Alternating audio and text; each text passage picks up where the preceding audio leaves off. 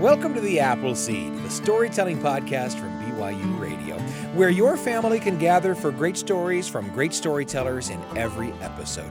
Stories bring us together, and we hope the stories on the show will spark memories and thoughts that you can share with the people you love. I'm your host, Sam Payne, and today we're bringing you a couple of stories of culinary temptations. And while this first story may seem at first like it's just about those foods you love so much that you'd do just about anything to have some, there's a little more to it than that, looking beyond the food to the person who makes it. The storyteller is Bill Harley, and the story is called Mrs. Lunchroom Lady. It was recorded live in the Appleseed studio. Here's Bill.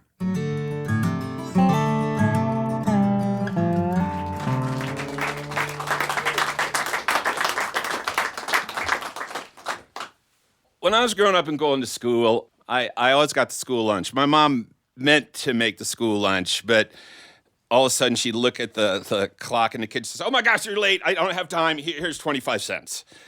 And I liked that.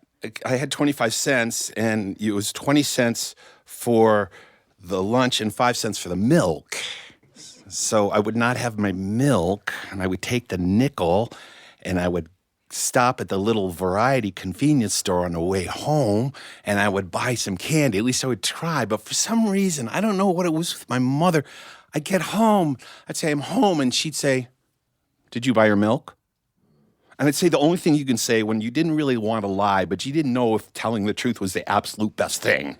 I would say, "What?"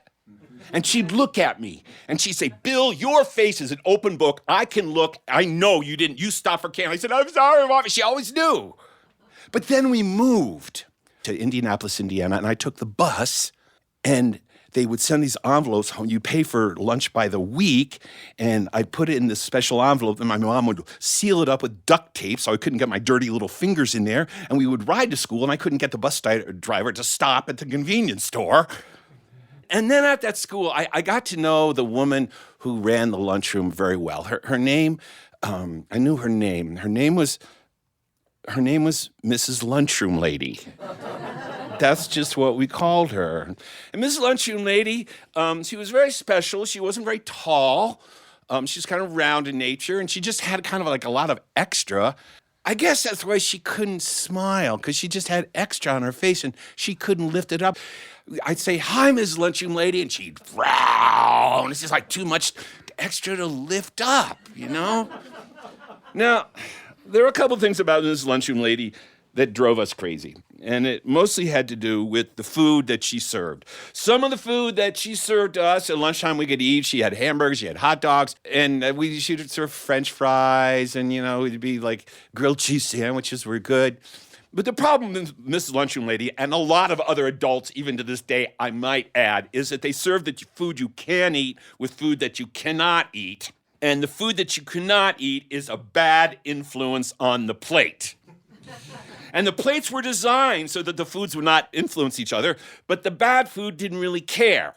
There'd be these little divisions on the plate to separate things. For instance, like she might serve a hamburger, and we liked hamburgers, and the hamburger knew that it was liked and appreciated. It would be sitting on the plate going, "I am a hamburger. People like me, I will be eaten, la, la, la, la, la, la." And then floating over in this other little division in this green viscous fluid was like broccoli bits. And the broccoli was just sitting there floating around, feeling bad about itself. It's like,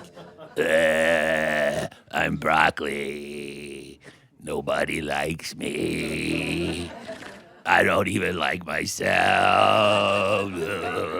And the hamburger would be going, "I'm a hamburger. People like me. I'm broccoli. I feel bad. I have a low self-concept. I'm a hamburger." Hey, what was that? Hamburger? Oh, it's a hamburger. Hey, no!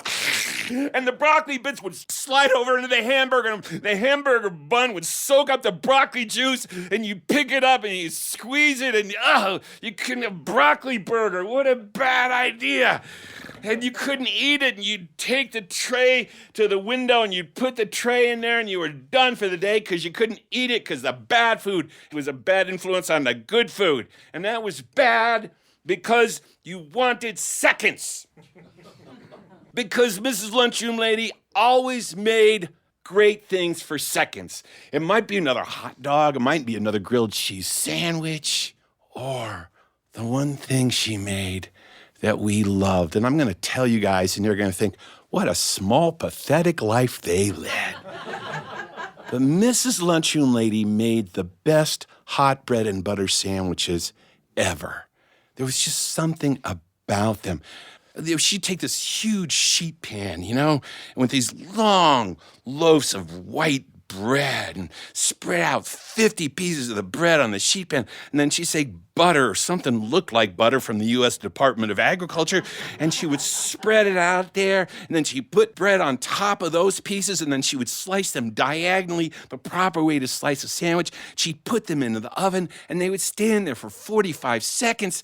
And the bread wouldn't turn brown, but it just had this little slight crust on it, and the butter had melted into the bread, and she would take them out, and the smell would rise up, and if you cleaned your plate, you would get one, and it was the best thing ever, but I never got one because I had to clean my plate, and there was something on the plate. I had had half of one once. I thought, oh man, this is totally the promised land.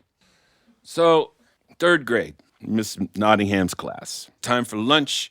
They lead us down the hallway, and she leaves us there and goes off. She's free for 40 minutes or something. And we're standing in line, and we're waiting to hear what's for lunch. And she would always put this little chalkboard right as you came into the line and got your tray. And it would say, seconds today. So we're waiting to hear, and we see the line. I'm looking all the way down, 20 or 30 kids, and I'll see the first kid turn around and go, oh, and he turns to the next kid, and she goes, oh, and turns to me, and Mike Newcomb's in front of me. He says, hot bread and butter sandwiches for seconds. I say, please, what do I have to eat to get a hot bread and butter sandwich? Oh, this will be great. And we're waiting to hear what we have to eat. And the kids are still jumping up and down. And Mike turns to me and says, hot roast beef sandwich. Oh, I could eat that. I says, great, what's next? I said, mashed potatoes, because mashed potatoes always go with hot roast beef sandwich, right? So I can eat that. They put gravy on that. It's like, what's next? And Mike turns to me and said, spiced apple rings. Some of you like them, but I didn't think they should exist. Ms. Lunchroom Lady, or somebody she knew in the food service industry, would come out into the orchards of America long after the harvest was done and look around on the ground for apples that had been left behind and pick them up kind of oozing and dripping, and she'd bring them, that's what I'm talking about. She'd put them back in the kitchen and then would slice them into these mushy circles and then dump them in a vat of red plutonium liquid and leave them to cure, and then they would put hundreds of them in a big number 10 can and seal it and leave it on the shelf for 3 or 4 years. And then one day she would open up the can and then she would take 3 out and put them on your tray and say, there's a little treat. Well, I just didn't like the color of them, but I didn't like how they tasted. I did not like how they felt in my mouth. But I thought, if it means getting a hot bread and butter sandwich, I am going to eat those spiced apple rings. But we're still waiting for one food group, the one that could do the damage, the vegetable. And I knew what it was before Mike told me, because those kids were going, hey,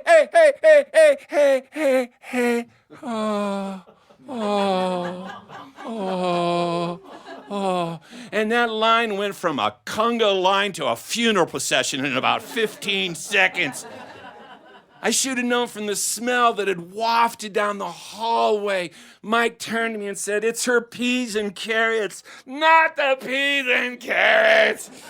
The carrots were edible when they were by themselves, but they hung out with those peas and they got ruined.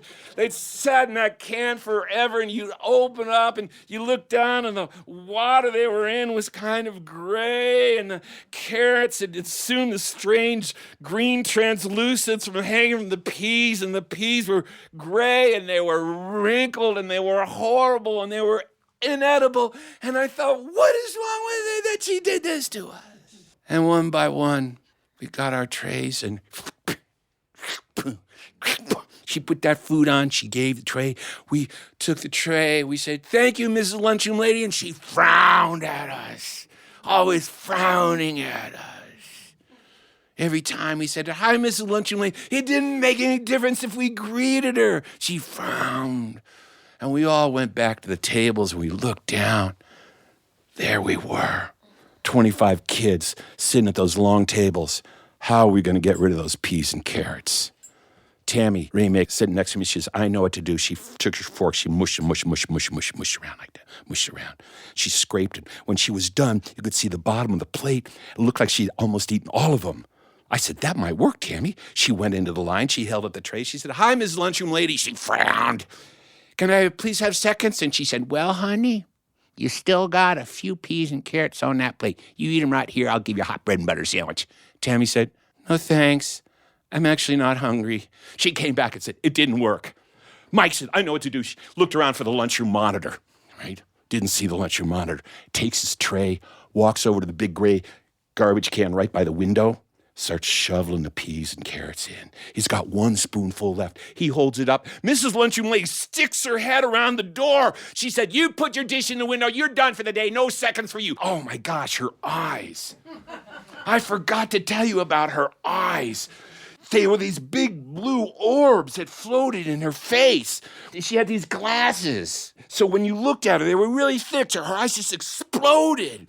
They were like x-ray glasses. She'd looked through the cinder block walls.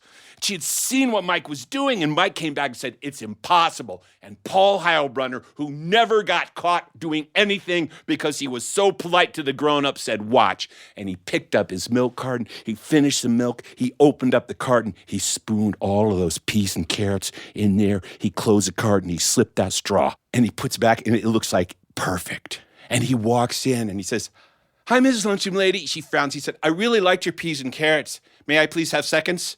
She looks at the plate with those eyes. She says, did you finish your milk? Paul said, what?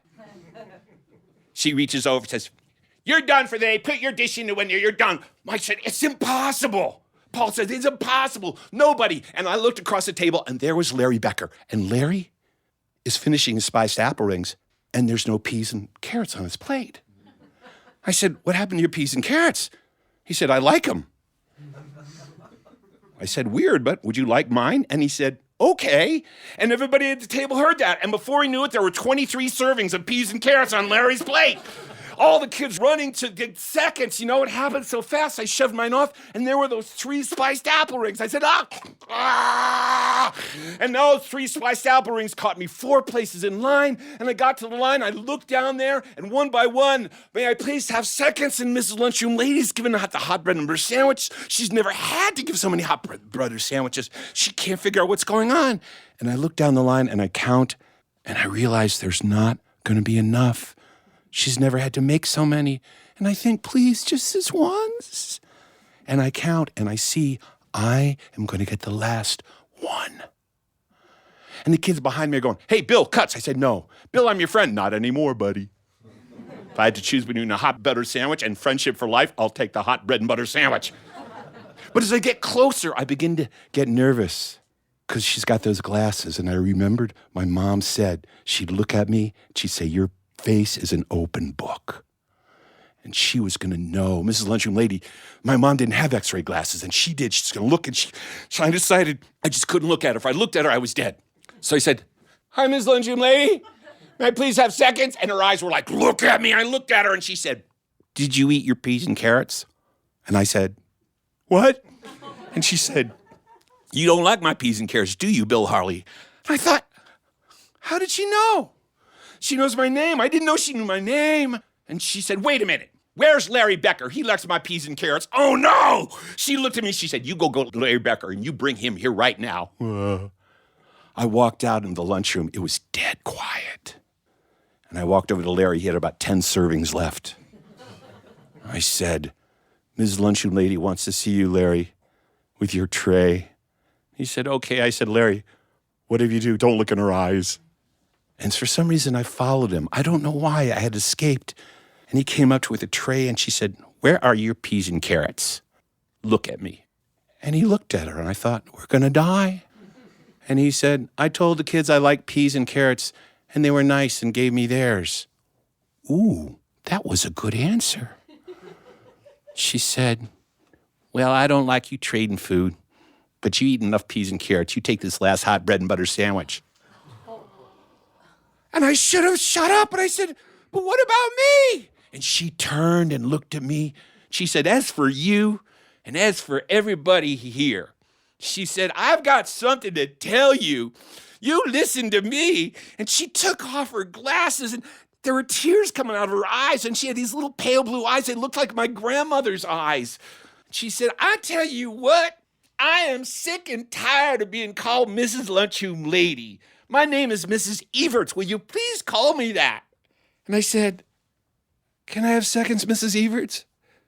And she lifted it all up. She said, you want seconds, honey? I said, uh-huh. She said, all right. I thought, oh my gosh. She said, I'll tell you what, honey, I don't have any more hot bread and butter sandwiches, but why don't you take some more spiced apple rings? Here you go. And she put 4 on my plate. And I said, thank you, Ms. Everts. And she said, you're welcome, honey. And I went out and I walked over to the gray plastic garbage can and I dumped those spiced apple rings in there right where they belong. And I went back to the classroom and I never got a hot bread and butter sandwich to this day, but I'm here to tell you, I never forgot her name. Her name was Mrs. Everts, and she was my lunchroom lady.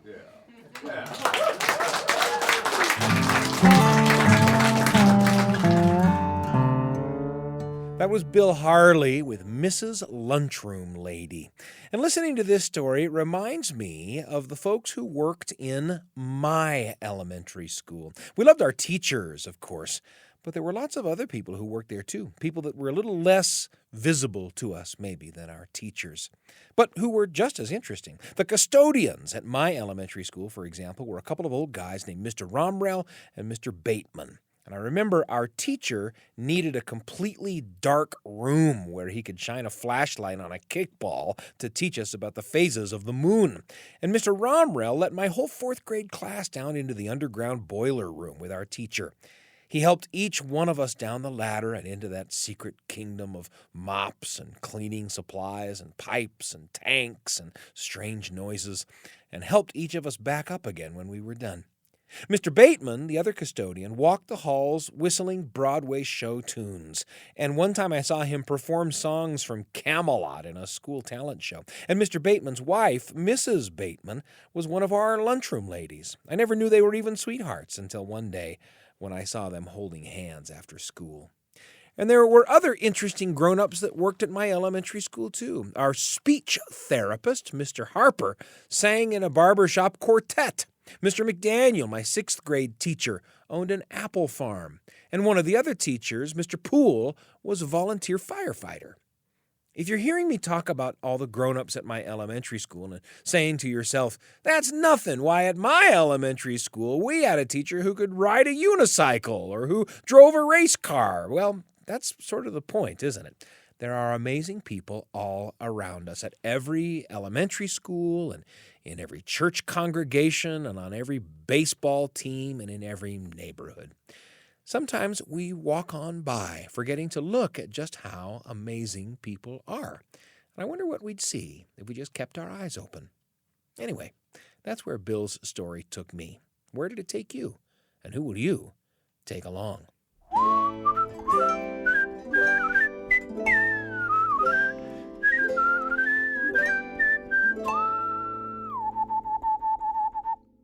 There's a lot yet to come on today's episode, but I wanted to take just a moment to introduce you to another one of the shows from among the BYU Radio family of podcasts. The show is called Constant Wonder. It's hosted by Marcus Smith, and in every episode of Constant Wonder, Marcus will have a riveting conversation with an individual whose life has been touched by the awe and wonder in nature, human nature or the natural world. It's all phenomenal. Uncover captivating stories that shed light on the wonders of creation. And you'll walk away feeling a little awestruck yourself from just about every episode. It's Constant Wonder with Marcus Smith. You can find it on Apple Podcasts or Spotify or YouTube, all kinds of ways to listen to Constant Wonder whenever you like. Get a little dose of awe. Constant Wonder from BYU Radio.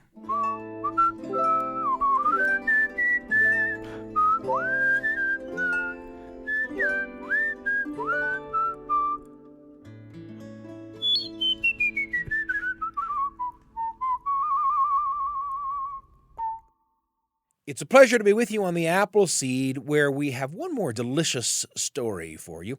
It's a story of Anansi the spider and his plan to pilfer some vegetables from a neighbor's garden. And a granny who can't help but dance every time Anansi starts to sing. The storyteller is our friend Bobby Norfolk, who, in addition to telling stories, spent a lot of years as a national parks ranger in St. Louis. Bobby is one of the most energetic storytellers we know. We think you'll love the crazy voices he gives to his characters, the snippets of songs, and all kinds of silly, funny sound effects to represent things that are happening in the story. It's always a wild ride with Bobby, and we feel like there's no better way to enjoy the story, Anansi and the Dancing Granny.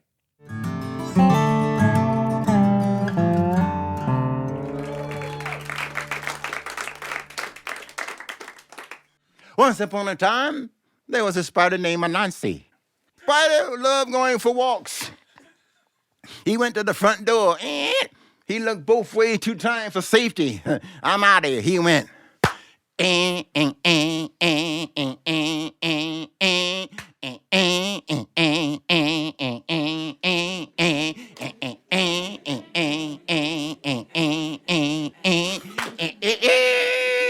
Whoa.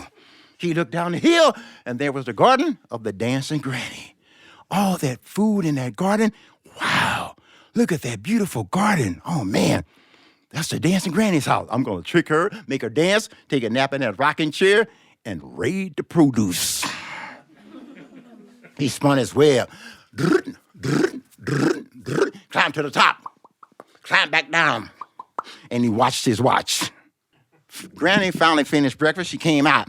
It's time for me to plant. Where are my seeds? There they are.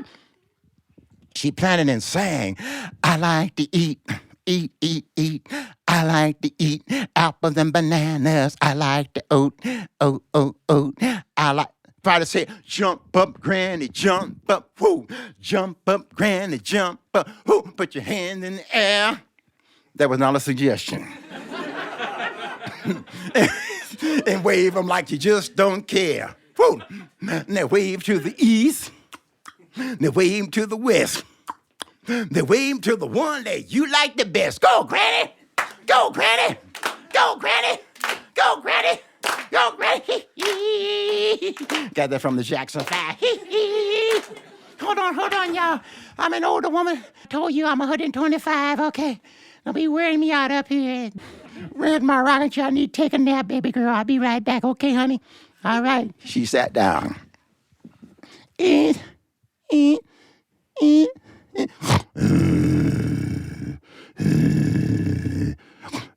went to sleep.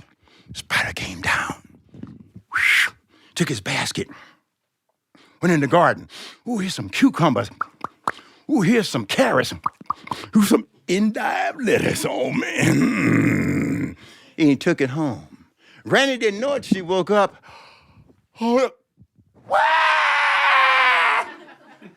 where did my food go? I thought I had food in this garden. I thought I did. But maybe it was just my imagination once again.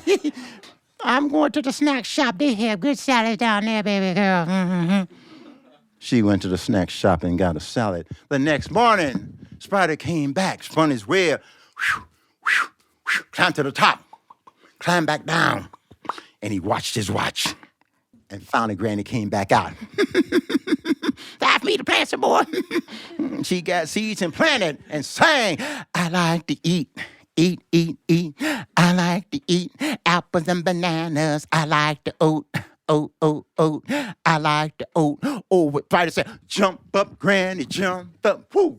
Jump up, Granny, jump up. Whoo. Put your hands in the air and wave them like you just don't care.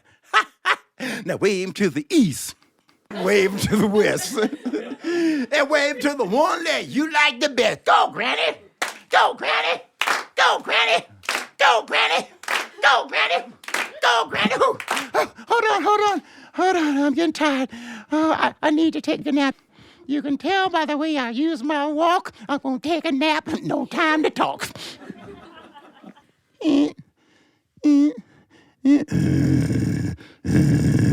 She went back to sleep.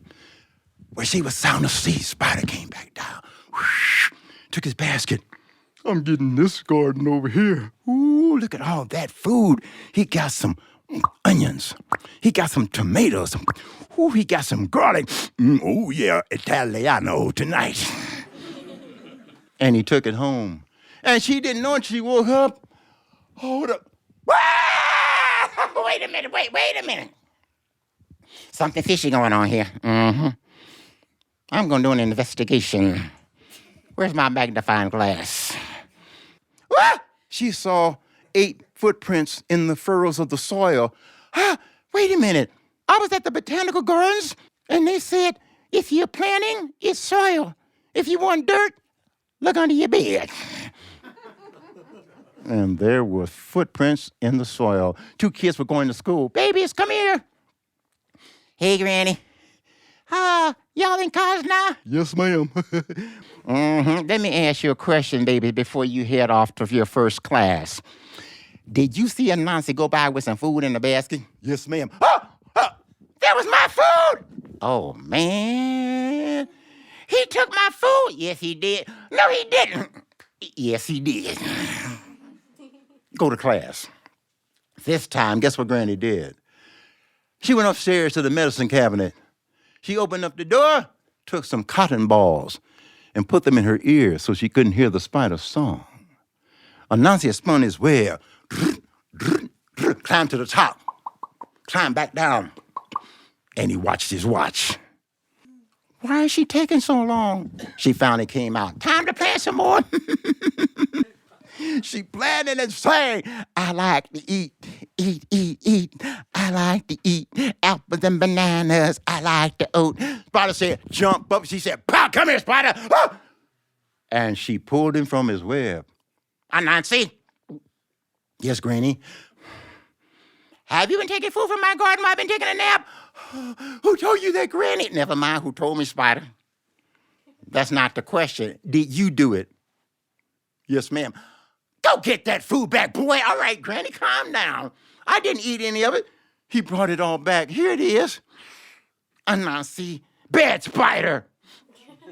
I'm sorry, Granny. I was hungry. I didn't mean it.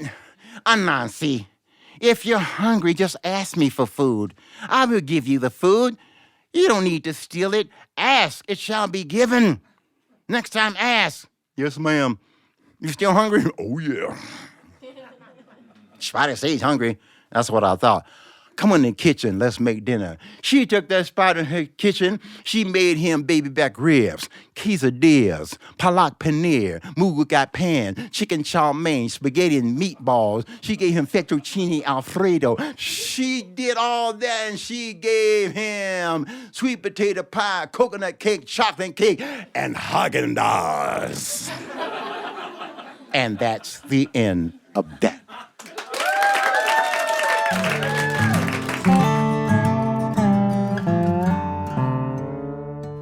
Bobby Norfolk with his story Anansi and the Dancing Granny. Bobby's performances are as much fun to watch as they are to listen to, so don't forget to check out the extended video of this story on the Appleseed YouTube channel. What is your very favorite food? Did you ever have a kitchen adventure making food you love?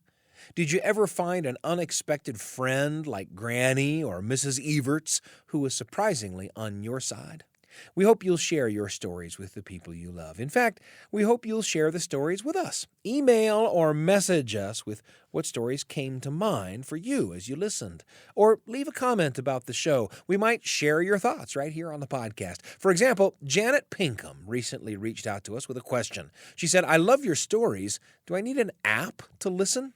Janet, it's a great question. And the answer is absolutely not. You can listen on the BYUradio app, of course, but you can also find the Appleseed wherever you get your podcasts. Just search for the Appleseed Podcast.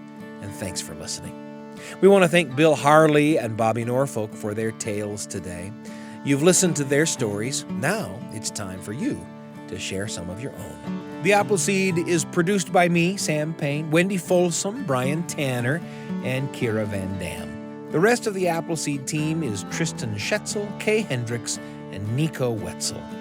We're pleased and proud to be among the many podcasts produced by the BYU Radio family of shows. If you want more great storytelling for the whole family, then search for our companion podcast, Kaboom, where you'll hear original audio adventures for the whole family. You can find any episode of The Appleseed or Kaboom on YouTube, Spotify, Apple Podcasts, on the BYU Radio app, or at BYUradio.org. Don't forget to subscribe, rate us, and leave a review. That's how the shows grow.